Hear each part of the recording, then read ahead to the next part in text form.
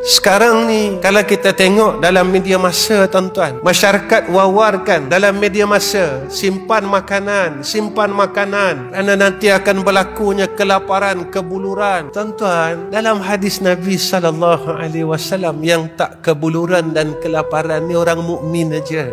Simpanlah macam mana makanan, sebanyak mana makanan yang kita simpan, kita tetap lapar, melainkan orang yang beriman. Kerana yang disebutkan oleh Nabi SAW, orang beriman ini tidak akan lapar kerana makanan mereka itu pagi tasbih, paginya dia akan makan subhanallah, petang alhamdulillah, malam Allahu Akbar. Golongan ini yang selamat daripada fitnah Dajjal. Jadi yang kita kena perkukuhkan, simpan sungguh-sungguh, jaga sungguh-sungguh adalah akidah kita, supaya kita ini tidak terkeluar daripada golongan orang beriman. Itu yang selalu saya katakan, kita berharap agar kita selamat daripada fitnah Dajjal. Di mana pergantungan kita, di mana kepercayaan kita, di mana keyakinan kita, kita benar-benar yakin tak dengan Allah sebagai penyelamat kita yang kita gantung harap. Ini berlaku, cerita ini saya pernah cerita dengan tuan-tuan tentang perkara yang berlaku kepada Syekh Abdul Qadir Al-Jailani. Ketika ia sedang berehat di bawah pokok yang rendang, datang satu suara mengaku bahawa dia adalah Tuhan. Lalu kata Syekh Abdul Qadir Al-Jailani, kalam Allah bila harfin bila sautin,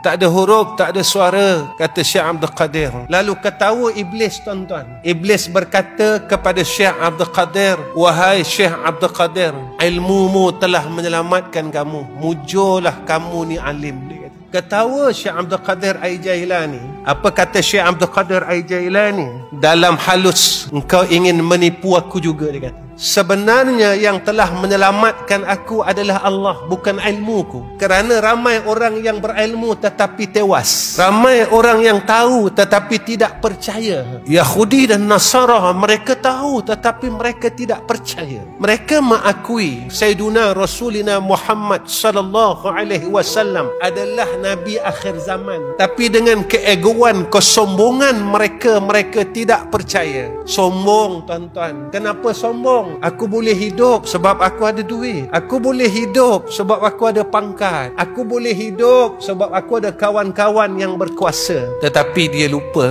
dan dia tak pernah mengatakan aku boleh hidup kerana aku ada Allah. Dia terlupa yang memberikan dia harta, kudrah, pangkat itu adalah Allah. Dia lupa yang tu pemberian Allah. Inilah, tuan-tuan, yang berlaku pada akhir zaman. Orang mula menjadi sombong dengan Allah sehingga dia menidakkan Allah dalam banyak perkara dan banyak hal. Dan inilah, tuan-tuan, ulama-ulama sufiah, ulama-ulama yang mana mereka ini kebanyakannya pada 2/3 malam mereka akan menitiskan air mata mereka kerana memikirkan umat Sayyidina Muhammad sallallahu alaihi wasallam. Setelah apa yang mereka lihat pada zaman ini, mereka akan merayu dengan Allah, mereka akan menangis kepada Allah kerana memikirkan akan umat Muhammad sallallahu alaihi wasallam ini yang Nabi sebut. Mereka ini golongan yang banyak, tetapi mereka ini ibarat buih di laut. Sekali datang ombak, mereka berpecah dan tak jadi apa-apa. Mereka ini tidak ada kegerunan pada hati orang-orang kafir. Umat Islam mula diinjak, dizalimi satu